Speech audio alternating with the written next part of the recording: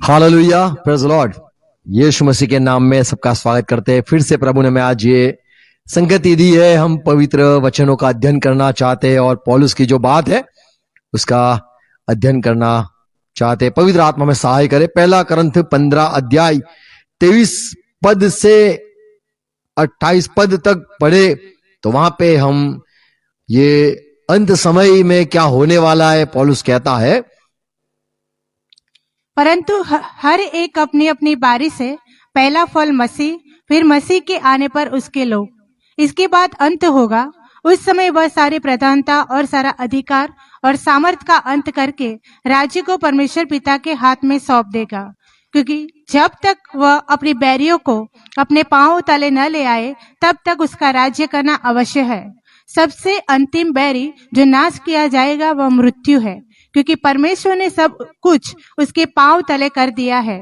परंतु जब वह कहता है कि सब कुछ उसके अधीन कर दिया गया है तो प्रत्यक्ष है कि जिसने सब कुछ उसके अधीन कर दिया वह आप अलग रहा, और जब सब कुछ उसके अधीन हो जाएगा तो पुत्र आप भी उसके अधीन हो जाएगा, जिसने सब कुछ उसके अधीन कर दिया, ताकि सब में परमेश्वर ही सब कुछ हो। आमीन। परमेश्वर को महिमा हो। आमीन, प्रेज़ द लॉर्ड।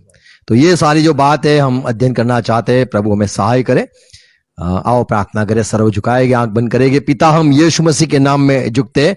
आज के दिन के लिए, आज की संगति के लिए धन्यवाद करते हैं। आपके वचन पढ़ना, सुनना, सीखना चाहते हैं। ये जो बात पौलुस ने, आपके दास ने जो लिखी है और उसे जो प्रकाश प्रकटीकरण पाया उसने, और ये हम अध्ययन करना चाहते हैं। हमसे बात करो प्रभु, पवित्र आत्मा में सहाय करो। ये आपकी बात है, समझने के लिए सहाय करो। हम ये सारी बातों पर विश्वास करते हैं, प्रार्थना करते, समझ दो, बुद्धि दो, ज्ञान दो।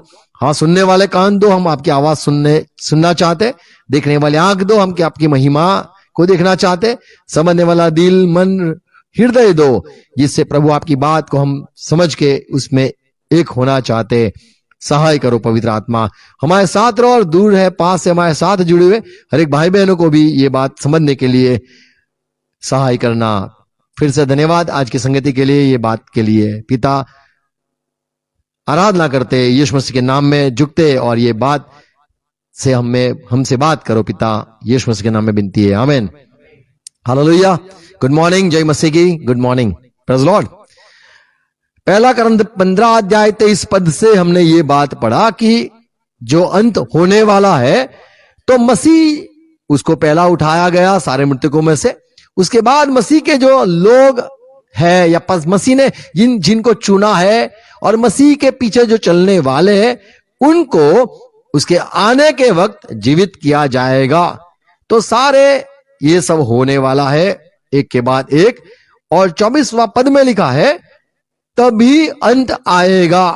24 में लिखा है इसके बाद अंत होगा। ये अंत क्या है? अंत किसका अंत है, होगा, और अंत नहीं हुआ है तब तक क्या चलता है? 25वां पद, क्योंकि जब तक कि वह अपने बैरियों को अपने पांव तले न ले आए तब तक उसका राज्य करना अवश्य है। तो यहाँ पे यीशु का राज्य उसने फैलाया, मंडली शुरुआत हुई। शुरुआत में तो मंडली न थी, पहले तो यहूदी लोग थे, इज़राइल के लोग थे। सारे संसार में जो राज्य थे वे अपने अपने राज करते थे। पर जब मसीही यीशु मसीह आया, वो मर गया, जीवित भी हो गया, और यहाँ पे लिखा है कि वो यीशु मसीह, उसका राज होना जरूरी, अवश्य है। कब तक? तो यहाँ पे लिखा है अंतिम जो मृत्यु है या अंतिम जो शत्रु है, वो जब तक न मरे तब तक उस यीशु को राज करना होगा। यूं लिखा है 25वां पद, क्योंकि जब तक कि वह अपने बैरियों को अपने पांव तले न ले आए। तो यहाँ पे जो है वो कौन है? तो 23वें पद में पढ़ा, मसीह पहला जी उठा, उसके द्वारा राज शुरू हुआ, उसने आके राज किया। और कब तक राज करेगा? तो उसके जो शत्रु है उसको अपने पैर के नीचे न लेके आए तब तक ये यीशु मसीह को राज करना अवश्य है। और अंतिम मृत्यु क्या है? अंतिम शत्रु कौन है? तो 26 पद में लिखा है सबसे अंतिम बैरी जो नाश किया जाएगा वह मृत्यु है। तो यहाँ पे लिखा है अंतिम वैरी मृत्यु है, उसे नाश किया जाएगा। तब तक यीशु को राज करना होगा। 27 पद में, क्योंकि परमेश्वर ने सब कुछ उसके पांव तले कर दिया। परमेश्वर ने यीशु के सब कुछ पैर के नीचे लेके आ रहा है और लेके आता है। परंतु जब तक वह कहता है कि सब कुछ उसके अधीन कर दिया गया है, तो प्रत्यक्ष है कि तो यहाँ पे हम देखते हैं क्या क्या यीशु के अधीन हुआ है। तो जो मसीही लोग हैं वे अधीन हुए, यीशु के आत्मा से चलने वाले वे अधीन हुए। तो ये सारी बात साफ दिखती है कि यीशु के पीछे लोग चलने लग गए हैं और यीशु को प्रभु मान लिया है और यीशु की व्यवस्था में लोग यीशु की व्यवस्था को अपना लिया है और यीशु राज करने लग गया है। ये सारी बात स्पष्ट है कि पिता ने, परमेश्वर ने यीशु को अधिकार दिया, इसीलिए यीशु का राज या यीशु का महिमा या यीशु का सामर्थ और अधिकार, उसका राज हम देख पाते हैं 28 पद में। और जब सब कुछ उसके अधीन हो तो जाएगा, यहां पे लिखा है सब कुछ एक समय होगा, सब कुछ अधीन हो जाएगा। तो यहां पे हम ये बात सीखते हैं कि अब तक यीशु के अधीन सब कुछ नहीं है। सारी व्यवस्था अब तक यीशु के हाथ में नहीं है। सब अधिकार यीशु ने नहीं पाया है। यूं कहे कि अब तक यीशु के हिसाब से संसार यूं नहीं चलता है जैसा परमेश्वर चलाना चाहता है। जैसा परमेश्वर की मर्जी है, इच्छा है, वही अनुसार सब कुछ नहीं होता है। 28 पद, और जब सब कुछ उसके अधीन हो जाएगा, तो यहां पे और सच्चाई देखते हैं कि सब कुछ यीशु के अधीन हो जाएगा। सब कुछ अब तक यीशु के अधीन नहीं है। हमें डांटना पड़ता है, दुष्ट आत्मा को कहना पड़ता है, सारे श्राप को हटाना पड़ता है। जो कुछ है, जो प्रभु की बात नहीं मानता है, ऐसे भी कई लोग संसार में है।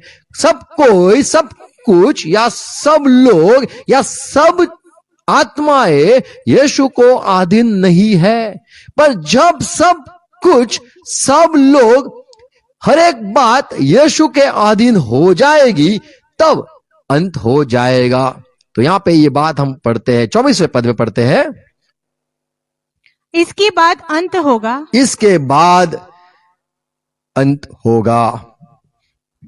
उस समय वह सारी प्रधानता, यहां पे लिखा है अंत किस किस का होगा?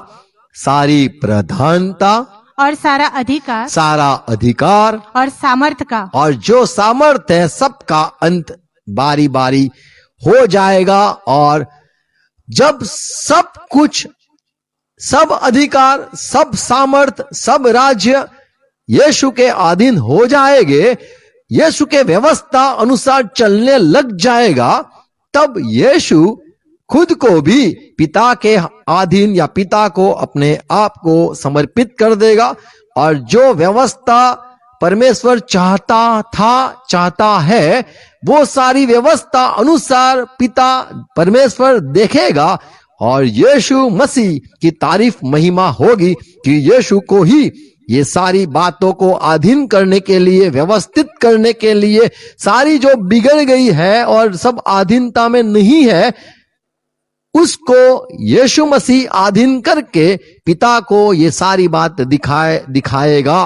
क्योंकि यीशु के कदम में, यीशु के चरणों में, यीशु के पैर के नीचे सब कुछ आ जाए, वैसा परमेश्वर चाहता है। इसीलिए यीशु को राज करने का मौका कहो या यीशु को राज करने का अधिकार दिया गया है। जब तक सब व्यवस्थित न हो जाए, तब तक यीशु को राज करना ही होगा। ये हम यहां पे देखते हैं कौन सी बातों का अंत होगा। तो हमने 24वां पद पढ़ा, सारी प्रधानता, यानी जितनी भी प्रधानता संसार में चलती है, या जो सारी व्यवस्था या जो लोगों ने अधिकार में लेके आते हैं कि भाई तू व्यवस्थित व्यवस्था में ये सारी तू संभाल, तो जो सारी अधिकार बात है, सारा अधिकार है, प्रधानता है, अधिकार है और सामर्थ, और जो सामर्थ जिस में अच्छी चीज पाई जाती है, उसे काबिल मानकर उसे कुछ बातों पर नियुक्त किया जाता है। तो जो सामर्थ जिसके पास भी है, वे अनुसार उनको व्यवस्था में, संसार में व्यवस्था के लिए लेके आते। लोग चुन चुन कर प्रधान बनाते, चुन चुन कर काबिलियत चुन चुन कर उन्हें प्रधान बनाते, अधिकार देते। सामर्थ्य अनुसार सब व्यवस्थित यहां पे संसार में सब चलता है।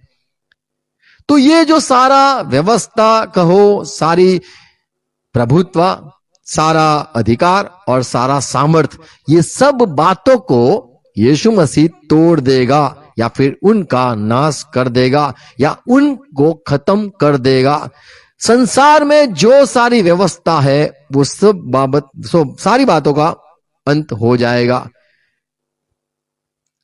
हम तीन सच्चाई देखते हैं।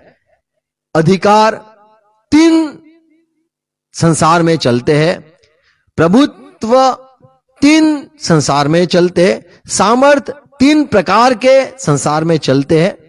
एक हमारा प्रभु यीशु मसीह है, उसका सामर्थ है, उसका अधिकार है और उसका प्रभुत्व है। हमने यीशु को प्रभु माना। तो जो जो लोगों ने यीशु को प्रभु ग्रहण किया, यीशु को प्रभु की नाई ग्रहण किया है, वे सारे यीशु के राज्य में सब आ गए हैं और हम यीशु के हाथ में है। और चर्च जो प्रभु ने अपनी कलीसिया बनाई, चर्च जो बनाया, उसमें यीशु मसीह किसी को पासबान बनाता है, किसी को नबी बनाता है, किसी को रसूल नियुक्त करता है। ये सारी व्यवस्था मंडली में यीशु ने शुरुआत की। तो यीशु का अधिकार कहां पे चलता है? तो सारा जो कलीसिया के लोग हैं वो उन्हें व्यवस्थित में लाने के लिए या उनको संभालने के लिए सारी जो व्यवस्था प्रभु यीशु ने अपनी मंडली में की है। तो एक है यीशु की व्यवस्था या यीशु का न्याय, अधिकार और सत्ता और प्रभुत्व यीशु का चलता है।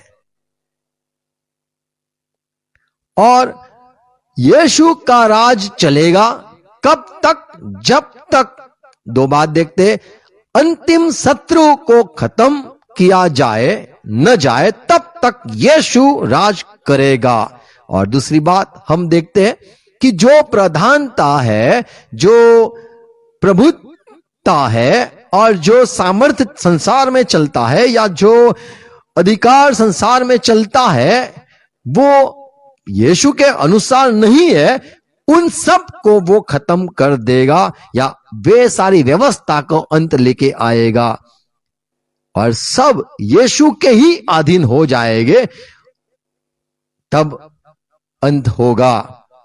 तो यीशु को राज करना है अंतिम शत्रु को मिटाने तक, और जो सारी प्रधानता, प्रभुत्ता या अधिकार और सामर्थ्य संसार में चलते हैं उनको खत्म न कर दे तब तक। प्रभु यीशु ने कहा, पतरस तू मैं कौन हूं? पतरस ने कहा तू मसीह परमेश्वर का पुत्र है। तब यीशु ने कहा, तुझे मेरे पिता ने ये बात बताई है मेरे बारे में, तो मैं तुझसे कहता हूं तू पतरस है और ये जो चट्टान है तुझे बात मिली है, ये तूने विश्वास किया है, ये बात पर मैं अपनी कलीसिया बनाऊंगा। और जो अधिकार है, प्रभुत्व है, सामर्थ्य है शैतान का या मौत का या हादेस का, वो न चलेगा। 16 अध्याय 18 पद। तो यहां पे यीशु मसीह ने कहा, मैं कलीसिया बनाऊंगा, तुम चुने हुए लोग उसमें रहते हो, और ये जो अधलोक है उसका जो सामर्थ्य है, उसका जो अधिकार है, वो प्रबल न होगा। तो यीशु मसीह ने शुरुआत की, अपना राज्य उसने बनाया, अपनी परिवार बनाया, अपने परिवार में अपना अधिकार रखा, किस किस को नियुक्त किया, सामर्थ्य अनुसार सबको नियुक्त किया, प्रभुत्व दी और अपनी व्यवस्था उसने शुरुआत कर दी। तो यीशु मसीह ने कहा, मेरा जो मंडली कलीसिया मैं बना रहा हूं उस पे जे अधलोक का सामर्थ्य या अधोलोक का सामर्थ्य, अधोलोक के फाटक उसमें प्रबल न होगे, वह न टिक पाएंगे या न मेरे मंडली कलीसिया के सामने हो पाएंगे। रोमन की पत्री 13 अध्याय पहले पद में लिखा है, हर एक व्यक्ति प्रधान अधिकारियों के अधीन रहे। ये सच्चाई है कि सब जो संसार में जीवित है वो किसी को तो अधीन ही है, सारी व्यवस्था चलती है। हाँ, क्योंकि कोई अधिकार ऐसा नहीं कोई अधिकार ऐसा नहीं जो परमेश्वर की ओर से न हो, तो परमेश्वर की ओर से ही सब अधिकार होता है। और जो अधिकार है वे परमेश्वर के ठहराए हुए हैं। तो परमेश्वर ने ठहराए हुए हैं। तो संसार में जो अधिकारी है प्रभु ने ठहराया हुआ है, परमेश्वर ने ठहराया हुआ है।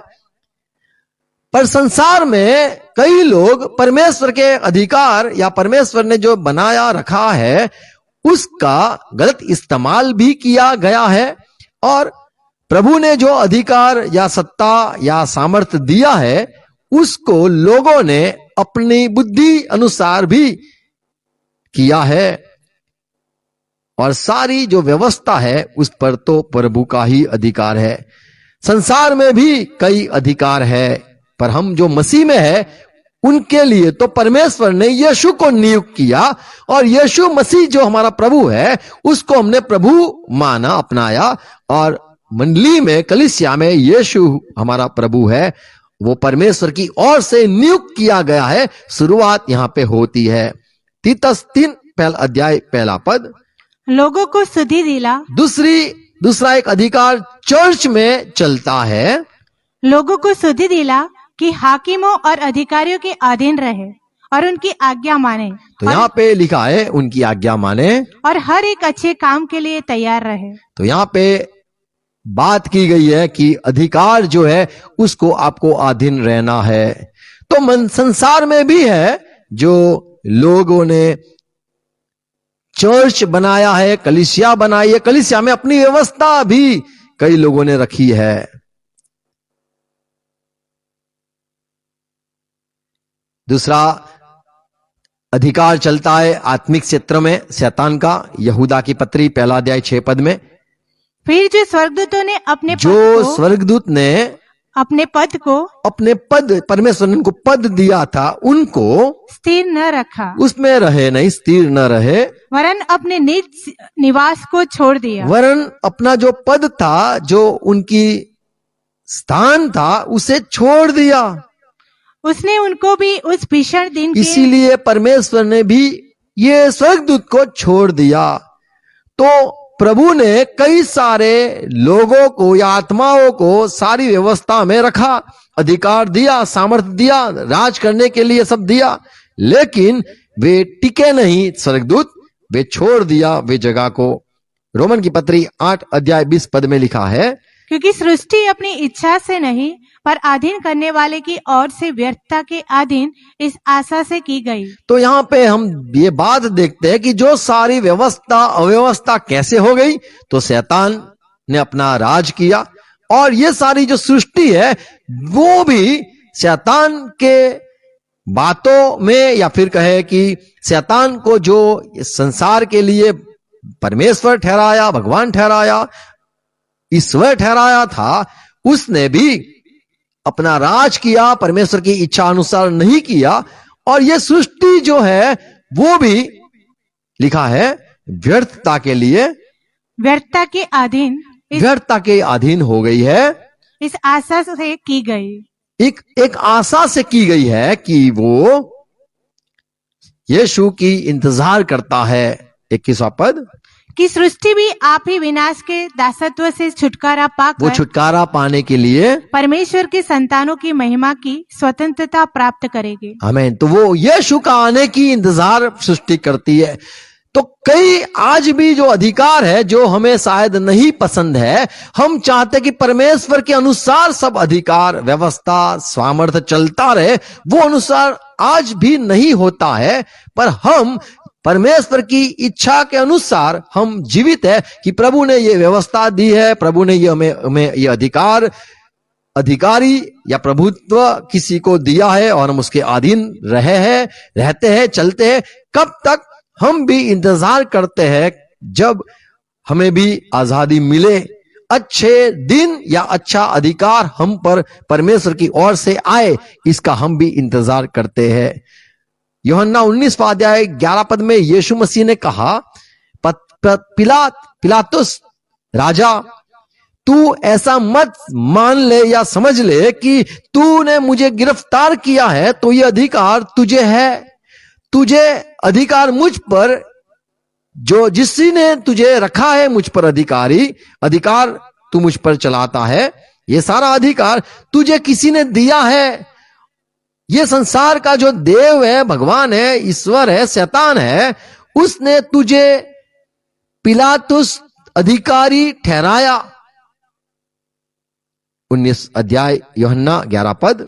प्रभु यीशु ने उत्तर दिया कि यदि तुझे ऊपर से न दिया जाता तो तेरा मुझ पर कुछ अधिकार न होता। हाँ, इसलिए जिसने मुझे तेरे हाथ पकड़वाया है उसका पाप अधिक है। तो यहाँ पे यीशु मसीह कहता है कि ये जो अधिकार यहाँ से चलता है, मैं अच्छा आदमी हूं, मैं न्यायी धर्मी आदमी हूं, मुझे गिरफ्तार किया है, ये सारी जो अव्यवस्था है ये तुझसे नहीं है। कोई अधिकारी है तेरे ऊपर, उसका बड़ा पाप है। उसने ये संसार में ऐसी ऐसी अन्यायी बात बना रखी है और ये उसका बड़ा पाप है। दूसरा करंथी 4 अध्याय 4 पद में मसीह भाई बहनों को ये बात पता है, यहां लिखा है कि ये संसार का जो देव है या संसार का ईश्वर है वो शैतान है। 4 और उन अविश्वासियों के लिए जिनकी बुद्धि को इस संसार के ईश्वर ने तो जो अविश्वासी लोग हैं, एक यीशु के लोग हैं जो विश्वासी लोग हैं, दूसरे लोग हैं अविश्वासी लोग हैं, उनका परमेश्वर कौन है? जिनकी बुद्धि को इस संसार के ईश्वर ने अंधी कर दी है। तो अंधा करने वाला एक ईश्वर है, अविश्वासी लोगों को अंधा करने के लिए ईश्वर है। ये संसार का ईश्वर कहा जाता है।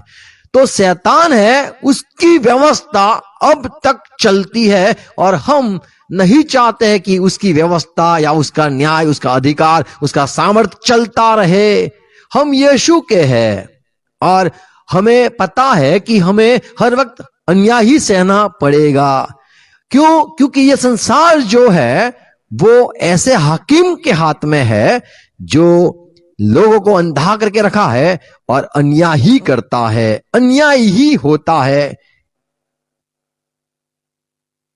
पहला यूहन्ना 5 अध्याय 19 पद में यूहन्ना कहता है, हम क्या जानते हैं? हम जानते हैं कि हम परमेश्वर से हैं। हम तो परमेश्वर के लोग हैं और सारा संसार, और ये जो संसार है उस दुष्ट के वश में वो तो दुष्ट के वश में है। तो एक अधिकार चर्च में चलता है, यीशु मसीह चलाता है। दूसरा अधिकार संसार में चलता है, अन्य जाति अविश्वासी ऐसे लोगों में जो अधिकार चलाता है वो हमारा यीशु मसीह नहीं है। उनका अधिकार चलाने वाला तो ये संसार का ईश्वर या शैतान वो है। रोमन 6 और 12 पद में लिखा है, अब हम जब यीशु मसीह में आ गए हैं तो पाप का राज हम पर न होगा, क्योंकि हम अंधेरे में से उजाले में आए हैं। एफएसी 2:2 में भी लिखा है कि आप मसीह भाई बहन जो कलीसिया में अब जुड़ गए हो, यीशु के अधिकार के नीचे आ गए हो, आपने यीशु को प्रभु ग्रहण किया, आप अलग हो गए। संसार के लोगों ने अब तक यीशु को प्रभु नहीं माना या अपनाया नहीं है, पर आपने अपना लिया है। पहले आप कैसे थे? जिनमें तुम पहले इस संसार की रीति पर और आकाश के अधिकार के हाकिम, वो जैसा चलाता था वैसे उसके हाकिम जो चलाता था वो अनुसार पहले आप चलते थे, अर्थात उस आत्मा के अनुसार चलते थे जो अब भी आज्ञा न मानने अभी वालों भी में, वही आत्मा आज्ञा न मानने वाले बच्चों में चलता है, अधिकार करता है। पर आप उसमें से निकल गए और आप अलग अधिकार में, प्रभुत्व में या फिर सामर्थ्य में आ गए। तो हम जो क्रिश्चियन है, ये हम क्रिश्चियन अंधेरे में से उजाले में आ गए। शैतान के अधिकार, प्रभुत्व, सामर्थ्य से छूटकर यीशु की मंडली में, कलीसिया में हम जुड़ गए हैं। पहला करंथी 15 अध्याय 27 पद। क्योंकि परमेश्वर ने सब कुछ उसके पांवों तले कर दिया है। शुरुआत हमसे हुई है, कलीसिया में जुड़े हुए विश्वासी लोग जिन्होंने यीशु को प्रभु अपनाया, जो लोगों ने यीशु को अपनाया वे सारे अब अलग हो गए हैं। उनसे संसार के लोग हर वक्त नफरत ही करेंगे, उनको मारने का ही सोचेंगे। जैसे हाबेल से, यीशु मसीह का वचन कहता है, हाबेल धर्मी था, उसको मारा गया। अंतिम में जो भी जकारिया आया उनको भी मारा गया। सारे नबियों को मारा गया। जो भी नेक आदमी था, ये संसार पे नेक इंसान नहीं चलते हैं, उन्हें क्रूसित किया जाता है, उन्हें खत्म किया जाता है। तो यहां पे लिखा है 15 अध्याय 27 पद, क्योंकि परमेश्वर ने सब कुछ उसके पांव तले कर दिया है। अब यीशु के पांव नीचे सब कुछ लेके आया है। परंतु जब वह कहता है कि सब कुछ उसके अधीन कर दिया गया है, हाँ। तो प्रत्यक्ष है तो ये बात साफ है कि जिसने सब कुछ उसके अधीन कर दिया वह आप अलग रहा। तो जो अधीन कर रहा है वो परमेश्वर है, वो अलग है। और हम किसके अधीन हो गए? हम यीशु मसीह प्रभु के अधीन हो गए। और ये जो यीशु मसीह प्रभु है जिसके हम अधीन हुए हैं, हमें अधीन करवाया गया है। हम अधीन यीशु को हो चुके हैं, या प्रभु को उसको प्रभु किनाई से अपना लिया है। ये सब क्यों हुआ है? क्योंकि परमेश्वर चाहता था कि यीशु के चरण सब आता रहे, सब उसके पैरों के नीचे आ जाए, अधीनता में चलने लग जाए, और एक बड़ा कलीसिया या बड़ी सामर्थ्य वाले मंडली या राज्य शुरुआत हो जाए। तो शुरुआत कलीसिया से हुआ है। एफएसी 5 अध्याय 24 पद में लिखा है, पर जैसे कलीसिया मसीह के अधीन है, तो जो कलीसिया है वो यीशु को अधीन है। अब परमेश्वर यीशु के अधीन जो झुंड लोग, राज्य में आए हुए लोग हैं, उन सब का इस्तेमाल करता है। क्यों? क्योंकि ये जो कलीसिया है वो यीशु को अधीन हो चुकी है। पर ये जो कलीसिया है उसमें हम दो बात देखते हैं। दो अधिकार संसार में चलते नहीं है, पर कलीसिया में दो अधिकार देखते हैं। एक है मनुष्य की व्यवस्था, और यही कलीसिया में परमेश्वर ने जो यीशु को प्रभु नियुक्त किया है वो अनुसार चलने वाली कलीसिया के लोग। एफएसी 6 अध्याय 5 पद पौलुस कहता है, हे दासो, जो लोग शरीर के अनुसार तुम्हारे स्वामी है। देखो कैसे शरीर के अनुसार तुम्हारे स्वामी है। तुम्हारे स्वामी कौन है? शरीर के स्वामी। उनसे डरो, अपने मन की सिधाई से डरते और कांपते हुए, जैसे मसीह की वैसे ही उनकी भी आज्ञा मानो। तो यहाँ पे जो व्यवस्था हम संसार में देखते हैं, मनुष्य की बात मानते रहो। कैसे? जैसे हम यीशु की बात मानते हैं। तो ये व्यवस्था में हम है, पर हमारे जो अधिकारी संसार में है, मनुष्य अधिकारी है, वे चाहे यीशु मसीह जैसा हमारे साथ व्यवहार करे या न भी करे, ये संभव है। पर हम जो यीशु का इंतजार करते हैं कि यीशु मसीह गलत जो अधिकार है उसे भी मिटा सकता है, पर हमें अधीन रहना है, इंतजार करना है। जैसे ये जो सारी धरती सृष्टि वो इंतजार करती है कि कब अच्छा अधिकारी हम पे राज करने आए। इब्रानी 7 अध्याय 16 पद में ये जो प्रभु का दास है वो लिखता है कि ये संसार में पहले इज़राइल के समय के लोगों में सारी व्यवस्था थी। याजक कोई भी हुआ करता था, परमेश्वर के अनुसार ही याजक नहीं हुआ करते थे। चाहे इज़राइल में परमेश्वर का राज था या परमेश्वर इज़राइल का परमेश्वर होने के बावजूद इज़राइल में व्यवस्था मनुष्य के अनुसार चलती थी। 7 अध्याय 16 पद, जो शारीरिक आज्ञा की व्यवस्था के अनुसार नहीं पर अविनाशी जीवन की सामर्थ्य के अनुसार नियुक्त हो, तो हमारा दावा और भी स्पष्टता से प्रकट हो गया। तो यहाँ पे ये बात है कि संसार में जो सारे लेवी या मंदिर में व्यवस्था हुआ करती थी वो परमेश्वर के आत्मा के अनुसार ही नहीं होती थी। वे मनुष्य भी अंदर आते थे, मनुष्य खाना खाने के लिए भी लोगों को कहते थे कि परमेश्वर तेरे पास ये बलिदान चाहता है, ऐसे भी संसार में चलता था। तो जो पहले के समय में इज़राइल में परमेश्वर होने के बावजूद संसार समान मनुष्य का अधिकार हुआ करता था, और परमेश्वर नहीं चाहता था कि मेरे लोगों में मनुष्य का राज हो। पहला तिमोथी 5:22 में लिखा है, किसी पर तिमोथी तू सबको कलीसिया में नियुक्त कर करके सुसमाचार में प्रचारक के नाई भेजने के लिए तू सबको हाथ रखकर उन्हें दीक्षा मत दिया कर। 5:22 किसी पर शीघ्र हाथ न शीघ्र रखना हाथ मत रख तिमोथी। और दूसरों के पापों में भागी न होना। तो यहां पे देखते हैं, ये जो तिमोथी है उसे लगता था कि परमेश्वर का राज बढ़े, इसीलिए मुझे सबको नियुक्त करना है। उसे लगता था ये अच्छा आदमी है, उसे लगता था इसमें ये काबिलियत है, उसे लगता था मनुष्य अनुसार वो सबको पे हाथ रखकर दीक्षा दिया करता था, सेवा के लिए उन्हें अलग करने के लिए या फिर सेवा के लिए भेजने के लिए उनको चुनता था। आज भी यही चलता है।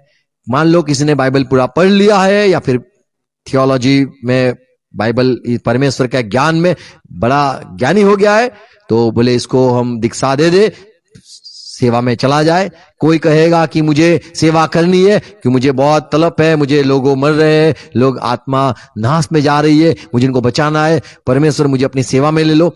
ऐसे करके भी लोग सेवा में आते हैं। ये सारी अव्यवस्था होती है। परमेश्वर ही कहे और चले वैसा अनुसार वैसे ही चलता नहीं है, चाहे कलीसिया भी क्यों ना हो। पर कलीसिया में तिमोथी था, परमेश्वर की इच्छा अनुसार था, पर ये तिमोथी भी किसी को नियुक्त करता था पवित्र आत्मा को पूछे बिना। जब हम प्रेरित काम 13 अध्याय पढ़ो तो वहां पे लोगों ने पौलुस पर नजर रखी थी। पौलुस को नहीं चाहते थे कलीसिया के लोग, पर परमेश्वर ने, पवित्र आत्मा ने मंडली को कहा कि ये पौलुस को मैंने बुलाया है, तुम विश्वास रखो, उसको सेवा के लिए जाने दो, अन्य जाति में वो प्रचार करने के लिए मैंने उसको चुना है। पर मंडली नहीं मानती थी, इसीलिए मंडली के लोग इकट्ठे हुए, प्रार्थना किया, उपवास किया और फिर पौलुस बारनाबास को सेवा के लिए छोड़ा। आज हम उनको चुनते हैं जो हमारी नजरों में ठीक लगता है। तीतस 1:5 में तीतस को पौलुस कहता है, मैं इसलिए तुझे क्रेते में छोड़ गया, मैं तीतस तुझे छोड़ के क्यों चला गया? कि तू शेष रही हुई बातों को सुधारे तू सुधार है और मेरी आज्ञा के अनुसार, मेरी आज्ञा के अनुसार नगर नगर प्राचीनों नगर को नगर क्या कर, प्राचीनों को नियुक्त करे। नियुक्त करता जा। पर वो नियुक्त करते करते शायद पवित्र आत्मा के बिना भी कोई नियुक्त हो सकता था। सारी व्यवस्था पवित्र आत्मा के अनुसार ही नहीं चलती थी। हाँ, जो लोग पवित्र आत्मा पाए हुए होते थे वे ही परमेश्वर के राज्य के लिए इस्तेमाल किए गए थे। पर कई दास, कई लोग अपने अपने मन से प्रभु की सेवा के लिए नियुक्त खुद को करके सेवा में दाखिल होते थे। यह संसार में जो है ये कैसी व्यवस्था है? पौलुस कहता है 2 थिस्सलुनीकी 3:14 यदि कोई हमारी इस पत्री की बातों को न माने, देखो, कोई हमने जो सिखाया बताया अनुसार न चले तो उस पर दृष्टि रखो। हमारी बात जो हमने पत्र में लिखी है वो न सुने या न आज्ञा माने तो उस पर दृष्टि रखो, उसको याद रखना, वो इंसान को देखना और उसकी संगति न करो, उससे संगति मत करना जिससे वह लज्जित हो। उसे समझ में आ जाए कि मैंने कुछ गलत किया है, उसको आप शर्मिंदी महसूस होने दो। और जो कलीसिया है उसमें किसी को निकालने की बात यहां पे ही शुरू की गई है। मत्ती 16:19 में यीशु मसीह ने कहा, मेरे 12 चेले आपको मैंने नियुक्त किया है। कई लोग आए, कहने लगे, प्रभु प्रभु हमें तुम्हारे पीछे चलना है। प्रभु ने कहा यह संभव नहीं है। कई सारे चेले आने लगे, जुड़ने लगे, चाहते थे, पर प्रभु ने जिनको नियुक्त किया वे अलग लोग थे। प्रभु ने कहा 16:19 मैं तुझे स्वर्ग के राज्य की कुंजियां दूंगा, हाँ, और जो कुछ तू पृथ्वी पर बांधेगा जो कुछ तू पृथ्वी पर बांधेगा वह स्वर्ग में बंधेगा, वैसा ही होगा। और जो कुछ तू पृथ्वी पर खोलेगा तू जिसको छोड़ देगा, जाने देगा, वह स्वर्ग में खुलेगा। उसे भी छोड़ा जाएगा। 18 अध्याय, ये मत्ती 18 अध्याय 18 पद, पहले पद से पढ़ो तो वहां पे चेलों में ये बात निकली कि कौन बड़ा। तब प्रभु ने कहा, जो जिनको मैं चुन चुन कर कलीसिया में लाता हूं, इन छोटों को किसी को आपको निकालना नहीं है, उनको दोषित नहीं ठहराना है, न उनको ठोकर खिलवानी है। ऐसे काम नहीं करना है जिससे वे दुखी होके चला जाए। तो यहां पे 18 पद में लिखा है, मैं तुमसे सच कहता हूँ, जो कुछ तुम पृथ्वी पर बांधोगे जो कुछ तुम पृथ्वी पर बांधोगे वह स्वर्ग में बंधेगा, और जो कुछ तुम पृथ्वी पर खोलोगे वह स्वर्ग में खुलेगा। तो यहां पे यीशु मसीह ने ये बात समझाई, और आगे यदि पढ़ो तो वहां पे ये बात लिखी है कि जो कलीसिया में मान लो कोई बात न माने तो उसको अलग कर दो। पर आज प्रभु यीशु की बात नहीं मानने वाले भी चलते ही है। इसीलिए जो कलीसिया है उसमें सब परमेश्वर के इच्छा अनुसार ही अधिकारी नहीं बने हैं या नहीं है। प्रेरित काम 15 अध्याय 19 से 20 पद, जब एक विषय आया कि हमें किसको मंडली में क्या क्या व्यवस्था करनी है, पतरस को सवाल लोगों ने पूछा कि अब हमें सबको सुन्नत करवानी है क्या। तब पतरस ने कहा, हमें अन्य जाति से जो लोग आते हैं, जो सुन्नत नहीं किया है, जो खतना नहीं किया है, उन लोगों को परेशान न करे, उनको न्याय न करे उनका कोई, पर हम उनको इतना ही कह दे कि देखो आपको मूर्तियों से दूर रहना है, ये सारे संसार के जो रीति रिवाज है उनसे दूर रहना है, खून से दूर रहना है, ये सारी बातें वहां पे बताई। तो पतरस मंडली में आने वाले लोगों को व्यवस्था देता था, पर पतरस, पाउल, यूहन्ना, ये सारे संत मर गए, फिर सारी अव्यवस्था बहुत चली और बहुत सारी कलीसिया अपने आप खड़ी भी हो गई और सब अपने आप को प्रभु का दास, प्रभु का सेवक कहने लग गए। तो ये सारी जो प्रधानता, प्रभुत्व, अधिकार, सामर्थ, ये सारा चर्च में, कलीसिया में भी हो चुका है। पहला पतरस 2 अध्याय 13 पद, प्रभु के लिए मनुष्य के प्रभु के लिए हम चलाते हैं। Roman Catholic, Methodist, CNI, alliance, Pentecostal, जो कुछ है वो सब चलता है। देखो 13 पद, प्रभु के लिए मनुष्य के ठहराए हुए, मनुष्य ने ठहराए हुए। कलीसिया में अब पहले यीशु मसीह के समय यीशु के अनुसार सब चलता था, पतरस पौलुस के समय सब परमेश्वर पवित्र आत्मा के अनुसार चलता था, और अब यहाँ पे पतरस कहता है 13 पद, फिर से पढ़ो, प्रभु के लिए मनुष्य के ठहराए हुए हर एक प्रबंध के अधीन में रहो। आप अधीनता में रहो। जो सारे मनुष्य ने व्यवस्था की है, तो आज भी चर्च में कहा जाता है भाई दारू पी के नहीं आना है, कोई नियम हो जाता है। तो ये सारे मनुष्य ने ठहराए हुए नियम चर्च में भी, कलीसिया में आ चुके हैं। तो जब यीशु मसीह आएगा तब जो जो व्यवस्था मनुष्य ने बनाई है, रखी है और सोचकर जो नियम बनाए हैं उसे तोड़ा जाएगा, और जो परमेश्वर की ओर से अधिकार या पास्टर नहीं है या फिर प्रेरित नहीं है, पर यीशु के द्वारा नियुक्त नहीं है, उन सबको भी निकाला जाएगा। तो जब प्रभु आएगा, पहला करंथी 15 अध्याय 24वां पद, इसके बाद अंत होगा। अंत किस किस का होगा? उस समय वह सारी प्रधानता जो मेरी मंडली में, कलीसिया में, उसे, और संसार में जो शैतान की अनुसार जो सारी प्रधानता चलती है, अधिकार चलता है, और सारा अधिकार और सामर्थ का अंत करके वो अंत कर देगा। आमीन। तो जो व्यवस्था मान लो कलीसिया में मनुष्य ने बनाई है, उसका भी अंत हो जाएगा। जैसे हमें पता है जो चर्च होता है उसमें पहले क्या होता है, बोले कौन तू तो बहुत लेट आया, दान का व्यवस्था तो खत्म हो गया, गीतों भी पहले चले गए, अभी तू आया, अभी तो गीत तो खत्म हो गए। सारी व्यवस्था हमने देखी है, पहले गीत होते हैं, फिर ये होता है, फिर वो होता है, फिर अंतिम में मैसेज होता है, फिर अंतिम में दान भी हो सकता है। दान बोले मुझे देना था, बोले वो तो समय खत्म हो गया।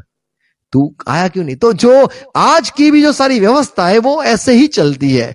पवित्र आत्मा के चलाए जो कलीसिया, वो बात बहुत अलग है। वो तो 50वें दिन जो शुरुआत हुई वो बात अलग थी। वहां पे तो पूरा अलग था, क्योंकि मनुष्य की इच्छा के अनुसार कुछ नहीं था, सब यीशु के अनुसार चलने वाली कलीसिया की बात थी।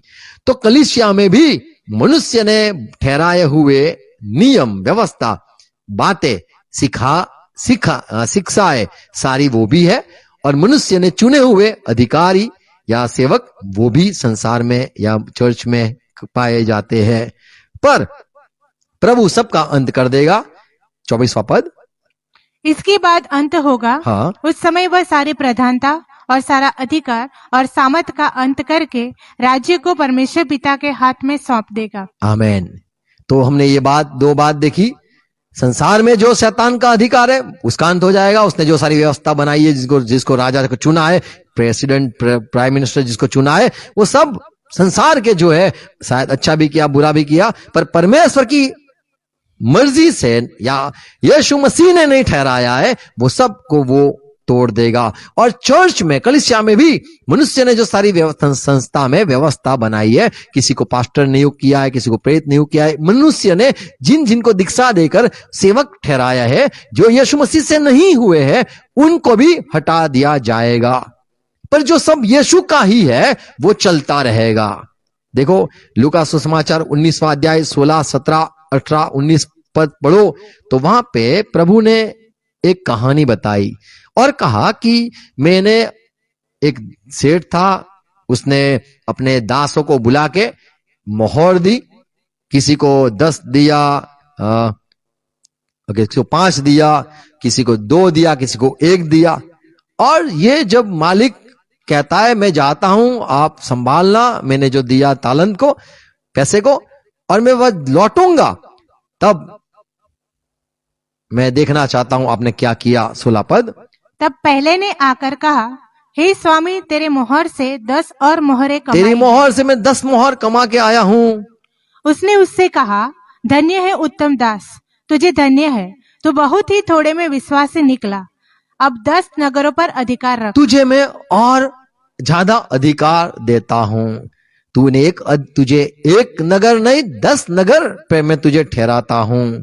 तो यीशु मसीह जब आएगा तो जो दासों यीशु के चुने हुए हैं, यीशु ने ठहराए हुए, उनको यदि उन्होंने कुछ काम किया है तो उनको प्रभु और बड़ा मान देगा।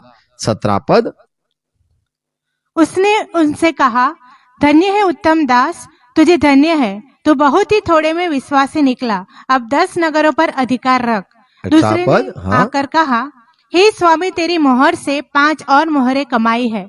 उसने कहा कि तू भी 5 नगरों पर हाकिम हो जा। तो जब यीशु आएगा तब हमें क्या पास्टर बनाएगा? हमें क्या देगा? क्या प्रभुत्व जो यीशु ने खुद बनाई रखी है, या फिर यीशु ने खुद किसी को नियुक्त किया है, क्या वो अधिकार चला जाएगा?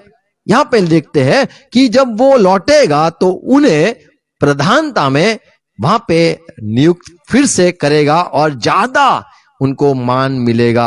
मत्ती 24वां अध्याय उसका 44 पद, फिर से यही बात हम पढ़ते हैं। इसलिए तुम भी तैयार रहो। प्रभु ने कहा अपने चेलों को, तुम तैयार है ना, क्योंकि जिस घड़ी के विषय में तुम सोचते भी नहीं आप हो, नहीं जानते हो, सोचते भी नहीं, उसी घड़ी मनुष्य का पुत्र मैं आ फिर जाएगा। से अचानक आ जाऊंगा। सो वह विश्वास योग्य और बुद्धिमान दास कौन है? तो कौन ऐसा विश्वास योग्य जो टिका हुआ है, इंतजार करता है कि आएगा, मालिक आएगा और वो उसे मैं विश्वासु रह के दिखाऊंगा? कौन है ऐसा दास जिसे स्वामी ने अपने नौकरों चाकरों पर सरदार ठहराया कि तो कौन है जिसको वो आके सरदार ठहराएगा? 46, धन्य है वह दास, धन्य है वो दास, धन्य वो दास है जिसको वो, जिसे उसका स्वामी आकर ऐसा की करते पाए। और मैं तुमसे सच कहता हूँ, हाँ, वह उसे अपने सारी वो संपत्ति, आएगा, उसे अपनी सारी संपत्ति पर सरदार ठहराएगा। ठहराएगा। तो प्रभु प्रधानता तोड़ देगा, हाँ, वो प्रधानता, वो प्रभुत्व, वो सामर्थ्य को तोड़ देगा जो शैतान का संसार में है, और कलीसिया में मनुष्य ने जो ठहराया है उसे तोड़ देगा। और जब वो आएगा तो अपने जो विश्वास योग्य दास है उन्हें वो ठहराएगा। तो अधिकार अंत समय में यीशु का ही चलेगा, और यीशु उन्हें और अनंत के लिए बड़ा अधिकार में ठहराएगा। कई लोग नहीं मानते कि स्वर्ग में जाएंगे सब समान हो जाएंगे। नहीं, अधिकार सब यीशु मसीह आकर देगा। यहां पे लिखा है वो जब आएगा तब 47 पद 47 पद, मैं तुमसे सच कहता हूँ, प्रभु यीशु ने सच क्या कहा? वह उसे अपनी सारी संपत्ति पर सरदार ठहराएगा। सरदार ठहराएगा। तो ये कब ठहराएगा? तो वो आएगा तब ठहराएगा। तो प्रभुत्व तोड़ेगा, सामर्थ तोड़ेगा, अधिकार तोड़ेगा, तो वो संसार का तोड़ेगा जो यीशु के अनुसार नहीं चलता है। लूका सुसमाचार 19वां अध्याय 25, 26, 27 पद पढ़े। उन्होंने उससे कहा, हे स्वामी, उसके पास 10 मोहरे तो है। मैं तुमसे कहता हूँ कि जिसके पास है, जिसको दिया गया है, यीशु ने दिया है, मनुष्य ने दीक्षा देके नहीं, जिसके पास है उसे दिया जाएगा, उसे दिया जाएगा। और जिसके पास नहीं, उससे वह भी जो उसके पास है ले लिया जाएगा। तो जो अपने दिल से सेवा करने लग गया है, जो चाहता है मुझे सेवा करनी है, अंदर आ गया है, वो भी उससे पास से छीन लिया जाएगा। तो दिया जाएगा, छीना जाएगा। अंत समय में किसी को प्रभु नियुक्त करेगा और किसी को निकाल देगा। 27 पद, परंतु मेरे उन बैरियों को, मेरे बैरी, तो अंत समय में प्रभु अपने जो बैरी है, जो नहीं चाहते कि यीशु के अनुसार चर्च कलीसिया में हम सेवा में चले, या फिर संसार के लोग, संसार में जो यीशु के बैरी है, उनको प्रभु खत्म कर देगा। 27 पद, परंतु मेरे उन बैरियों मेरे बैरी, यीशु के बैरी कौन? जो नहीं चाहते थे, जो नहीं चाहते हैं कि मैं उन पर राज्य करूं, जो नहीं चाहते थे कि मुझे परमेश्वर की आवाज आए और मैं सेवा करूं, जो नहीं चाहते थे कि प्रभु के अनुसार मैं प्रभुत्व करूं, प्रभु के अनुसार मुझे कोई पद मिले, जो नहीं चाहते थे कि प्रभु के अनुसार, पर मेरा दिल करता है सेवा के लिए, तो आप गलत हो। शैतान से प्रेरित हो तो आप गलत हो। यीशु यदि आपको नियुक्त करे तो ही सही बात है, पर वे जो अपने दिल से काम करते या फिर संसार से करते तो वो सारे प्रभु के शत्रु है, प्रभु का इंतजार नहीं करते हैं, उन्हें प्रभु काट देगा। 27 पद, परंतु मेरे उन बैरियों को जो नहीं चाहते थे कि मैं उन पर राज्य करूं, उनको यहाँ लाकर मेरे सामने घात करो। घात कर दो। तो प्रभु प्रभुत्व को घात करेगा, नाश करेगा, खत्म कर देगा, मिटा देगा। वे प्रभुत्व या जो प्रभु या जो अधिकारी संसार में है, चाहे कलीसिया में होगे या फिर संसार में होगे, जो यीशु से नहीं है वे सबको मिटा देगा, पर जो यीशु से चलते उन्हें और अधिकार अनंत के लिए मिलेगा। देखो पढ़ते 1 कोरिन्थ 12 अध्याय 24वां पद, फिर भी हमारे शोभामय अंगों को, जैसे हम जो शरीर है हमारा शरीर है, जो शोभायमान अंगों को इसका प्रयोजन हमारे पास नहीं। हाथ है, पैर है, सब कुछ है, सारी व्यवस्था में रखा है। ऐसा नहीं कि जो एक पैर यहाँ पे तो हाथ नीचे आना, एक नीचे हाथ तो पैर इस पे, कुछ ऐसा नहीं, कुछ टेढ़ा मेढ़ा नहीं है, सब कुछ व्यवस्थित है। मान लो नाक पीछे होता, आंख ऊपर सर पे होती, हाथ से खाना खाते तो ऊपर दिखाते खाना बराबर है कि नहीं, इधर निवाला बनाते आंख को दिखा के, पीछे सुंगाते कि देख बांस कैसी आती है, पुराना तो नहीं है ना, फिर आगे डालते हैं, अच्छा है कान पीछे नहीं है, बैठ नहीं सकते, बोले बहरा हो गया है, खड़ा हो जा तो सुनाई देगा। तो जो परमेश्वर ने जो सारे रचा है, व्यवस्थित किया है, वैसा अपने राज्य में वो ऐसा व्यवस्था करेगा कि लोग तारीफ करेंगे कि तुमने बड़ा अच्छा अपने स्वर्ग में बड़ी अच्छी व्यवस्था की है। 12 अध्याय 24वां पद, फिर भी हमारे शोभायमान अंगों को इसका प्रयोजन नहीं, परंतु परमेश्वर ने देह को ऐसा बना देखो दिया देखो, देह को कैसा बनाया। कि जिस अंग को घटी थी उसी को और भी बहुत आदर हो। आमीन। तो परमेश्वर देह को अपने अनुसार बनाता है, जोड़ता है, रखता है।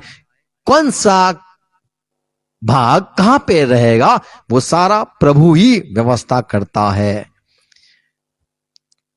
जैसे कलीसिया को अंत समय में जो कहा गया प्रकाशित वाक्य 2:7, जो जय पाएगा उसमें जीवन का फल खाने के लिए, जीवन का जो पेड़ है उसका फल खाने को दूंगा। प्रकाशित वाक्य 2:11, जो जय पाएगा उसको मैं दूसरी मृत्यु का वो दर्द न सहेगा।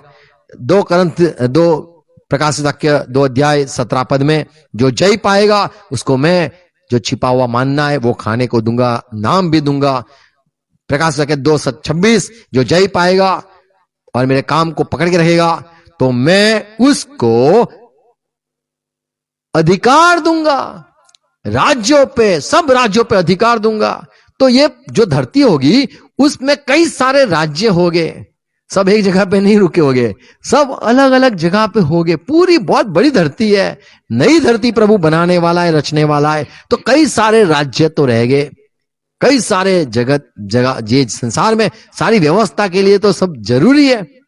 तो प्रभु यहां पे कहता है जो जय पाएगा, प्रकाशित वाक्य 2:26, जो जय पाए और मेरे कामों के अनुसार अंत तक रहता है मैं उसे जाति जाति के लोगों पर अधिकार दूंगा। आमीन।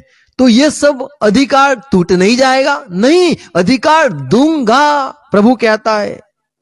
प्रकाशित वाक्य 2:12, 3:12, जो जय पाए उसमें अपने परमेश्वर के मंदिर में एक खंभा बनाऊंगा, मैं थंबा उसको बना दूंगा। कितनी बड़ी बात, कितना बड़ा आशीष। आमीन। प्रकाशित वाक्य 3:21, जो जय पाएगा मैं अपने सिंहासन पर, तो यहां पे राज की बात है, राज करने के लिए सिंहासन है, सिंहासन पर बिठाऊंगा। तो अंत समय जब सब नाश हो जाएगा तो प्रभुत्व का नाश हो जाएगा क्या? हाँ, संसार के जो देवता है, उसने जो शैतान ने जो सारा व्यवस्था किया है उसको प्रभु यीशु मसीह मिटा देगा। और कलीसिया में जो मनुष्य ने बनाया है व्यवस्था या नियम लेके आया है, नए नए कायदे लेके आया है, उसको मिटा देगा। पर जो प्रभु के अनुसार चलता है उसे प्रभु राज करने के लिए अपने सिंहासन पर भी बिठाएगा। चेलों ने कहा प्रभु हम विश्वास करते हैं और हमें अनंत जीवन चाहिए। यूहन्ना 6:27 में कहा कि चेलों ने सवाल किया, कई लोग ने आके कहा हमें भी परमेश्वर के काम करना है, हमें भी सेवा करनी है, तो हम प्रभु की सेवा करना चाहते हैं, हम क्या करें? तब प्रभु ने कहा विश्वास करो मुझ पर। 27, नाशमान भोजन के लिए आप नाशमान भोजन के लिए परिश्रम न करो, परिश्रम मत करो, परंतु उस भोजन के लिए परंतु ऐसा कोई भोजन है जिसके लिए जो अनंत जीवन तक ठहरता है, जो अनंत जीवन तक ठहरेगा। ऐसा कौन सी बात है जो अनंत जीवन तक ठहरेगी? क्या प्रधानता, अधिकार, सामर्थ, क्या ठहरेगा? क्या लिखा है? जो अनंत जीवन तक ठहरेगा, जो अनंत जीवन तक ठहरता है, ऐसी चीज, ऐसी बात है जिसे मनुष्य का पुत्र तुम्हें देगा, वो देगा, पुत्र देगा उसके लिए। और क्योंकि पिता अर्थात परमेश्वर ने उसी पर छाप कर दी है। आमेन। तो हमें अनंत जीवन में क्या मिलेगा? चेलों ने पूछा तो प्रभु ने कहा मिलेगा जीवन, अनंत जीवन के ऊपर भी मिलेगा। जो घर छोड़ा है घर भी मिलेंगे, जो छोड़ा है वो सब कुछ आपको मिलेगा, अनंत जीवन भी आपको पाओगे। पर अनंत जीवन में जहां पे लिखा है कि जो टिकता है वैसी चीज। आज मान लो कोई पास्टर होगा तो बोले अभी पास्टर रहा नहीं है, बोले प्रेरित था, बोले अच्छे थे, बोले पर अभी प्रेरित नहीं, अभी नबी थे, बोले अभी नबी नहीं है, तो अभी तो ये जीवन खत्म हो गया इनका। कई हमने देखा है कि मनुष्य के ठहराए हुए या मनुष्य ने व्यवस्था में लेके आए, बोले तो पहले फादर होने के बोले ब्रदर हो गए, बोले हाँ अभी तो कुछ नहीं, सेवा बंद कर दी है। तो ये सारा यहाँ पे दिखता है, पर जहां अनंत जीवन है वहां पे वो नियुक्त रहेगा, उसका पद वैसा वैसा ही रहेगा। मत्ती 6:20 में यीशु मसीह ने कहा आप अपना धन यहां पे इकट्ठा मत करो। यह मत्ती 6:20, परंतु अपने लिए, पर अपने लिए स्वर्ग में धन इकट्ठा करो। वहां पे धन की क्या आवश्यकता है? देखो वहां पे इकट्ठा करो जहाँ न तो कीड़ा और न कोई बिगाड़ते हैं, तो यहाँ पे कीड़ा है, बिगड़ जाता है और नष्ट हो जाता है। काट। और जहाँ चोर न सेंध लगाते और न चुराते हैं। यहाँ पे तो चोरी हो जाता है, यहाँ पे तो चला जाता है तुम्हारा जो मान है, तुम्हारा जो धन है, पर तुम अपना धन, अपनी सोच वहां के लिए लगाओ। अनंत जीवन में आपको क्या मिलेगा, अनंत जीवन में आप क्या पाओगे। पौलुस कहता है, मैं ऐसे दौड़ता हूं कि मैं यीशु से इनाम पाऊं। पहला कुरिन्थी 15:24 पद। इसके बाद अंत होगा, उस समय वह सारी प्रधानता और सारा अधिकार और सामर्थ का अंत करके राज्य को परमेश्वर पिता के हाथ में सौंप देगा। तो जो मर्जी से पिता ने यीशु को अधिकार दिया है, तू शुरुआत कर। और यीशु ने 12 से किया, 70 से तभी आए, कई सारे कलीसिया में जुड़ने लगे, कलीसिया में सब यीशु के अनुसार चलने लगा। ऐसा भी हुआ, कई लोग अन्य से, बाहर से भी आए, अंदर से भी खड़े हुए और सब बिगड़ गया। फिर भी यीशु मसीह सब व्यवस्थित करके ही रहेगा। और जो सारी यीशु के अनुसार अधिकार या व्यवस्था में जो नहीं चलते, उन सबको प्रभु अंत कर देगा। और अंत में जो बैरी है, शैतान, मौत है, मृत्यु है, बैरी, उसको भी मिटा देगा। 27 पद। क्योंकि परमेश्वर ने सब कुछ उसके पांव तले कर दिया है। तो सब कुछ अब दिखाई नहीं देता है कि यीशु के पैर नीचे आ गया है। सब अब तक अभी भी हमें कलीसिया में अव्यवस्थित, या हमें कलीसिया में ऐसे भी लोग देखते हैं जो परमेश्वर की ओर से नहीं है, या फिर प्रभु के चुने हुए नहीं है। वैसे भी हम आज भी कलीसिया में देखते हैं, पर सब शुरुआत तो मंडली में ही प्रभु ने की है। कलीसिया में से ही यीशु ने अपना सेवा या अधिकार, परमेश्वर ने यीशु को सब दिया है। 27 पद। क्योंकि परमेश्वर ने सब कुछ उसके पांव तले कर दिया तुझे है। जो करना है यीशु मसीह, तू करता रहे। और परंतु जब वह कहता है कि सब कुछ उसके अधीन कर दिया गया हाँ। है, तो प्रत्यक्ष है। तो सब कुछ यीशु के अधीन हो जाएगा, और यीशु मसीह जैसा चाहता है वैसा सबको जो देना है वो देगा। उनको जो राज्य देना है तो राज्य देगा, सिंहासन देना है तो सिंहासन देगा, जो पद देना है वो पद देगा। कई दूतों ने अपना पद गवा दिया, कई दूतों को, कई लोगों को ठहराया था अधिकारी, उन्होंने छोड़ दिया। तो वो सब है, उनको प्रभु जहां चाहता है वो व्यवस्थित करने वाला प्रभु है। अपनी कलीसिया उसकी कलीसिया है, कलीसिया प्रभु की है, और कलीसिया का वो कलीसिया यीशु को अधीन है। और यदि यीशु मसीह कह देगा तो वो जो कोई है उसको वो व्यवस्था में आना ही होगा, क्योंकि सब कुछ यीशु के अधीन है। मान लो आज कोई यीशु को नहीं मानता हो, पर जब यीशु मसीह खुद आके बोलेगा कि मैंने तुझे नियुक्त नहीं किया है, तू अपना पद यहां से छोड़कर तू वहां जाके बैठ जा, और जो नीचे बैठा है उसको कहेगा भाई तू ऊपर आके यहां पे बैठ, तो लोग मानेंगे, क्योंकि सारे लोग यीशु को प्रभु मान चुके हैं। कलीसिया में यीशु का ही राज रहेगा, क्योंकि सारे लोग कलीसिया में आने वाले वो यीशु के वजह से ही जुड़ते हैं। लोग यीशु की ही सेवा करते हैं, पर उन्हें पता नहीं कि मुझे यीशु ने नियुक्त किया या मनुष्य ने नियुक्त किया है, या मेरे दिल से मैं सेवा करता हूं। पर वो सब भी मिट जाएगा जो मनुष्य का है। 29 पद। नहीं तो जो लोग मरे हुए माफ करो, के लिए, 28 पद। और जब सब कुछ उसके अधीन हो जाएगा। यहां पे लिखा है सब कुछ यीशु के अधीन हो जाएगा, यानी यीशु ही है जो सब कुछ करता है। और तो पुत्र आप भी उसके अधीन हो जाएगा। पुत्र आप ही अधीन हो जाएगा। कोलोसी पहला अध्याय उसका 16 पद पढ़े तो वहां पे लिखा है, कोलोसी 1 अध्याय 16 पद, क्योंकि उसी में सारी वस्तुओं की सृष्टि हुई। यीशु में ही सब कुछ बनाया गया है, यीशु के लिए ही बनाया गया, या फिर कहे यीशु के हिसाब से ही सब कुछ बनाया गया है। स्वर्ग की हो या पृथ्वी स्वर्ग की की हो या पृथ्वी की हो, देखी या अनदेखी, हाँ, क्या सिंहासन, क्या प्रभुताएं, क्या प्रधानताएं, क्या अधिकार, सारी वस्तुएं उसी के द्वारा और उसी के लिए सृजी गई है। आमेन। तो सब कुछ यीशु के लिए हुआ है, और यीशु मसीह ने नम्रता से शुरुआत की है, और जिन्होंने यीशु को प्रभु माना है, अपनाया है, अब यीशु मसीह कहेगा वही जो लोगों ने यीशु को प्रभु ही मान लिया ही है। तो कलीसिया में अंत में मान लो कोई आज सेवक है तो प्रभु कहेगा मैं तुझे सेवा से हटाता हूं, तो वो कहेगा जी हजूर, जी प्रभु, आप प्रभु हो, आप कहते हो तो यहां से वहां बैठ जाता हूं, तो वो बैठ जाएगा। आमीन। आज संसार में जो कोई कलीसिया है उसमें लोग डरते नहीं है, पर सब डरते हैं तो यीशु से ही डरते हैं। तो यीशु खड़ा करेगा, बिठाएगा अपना राज में।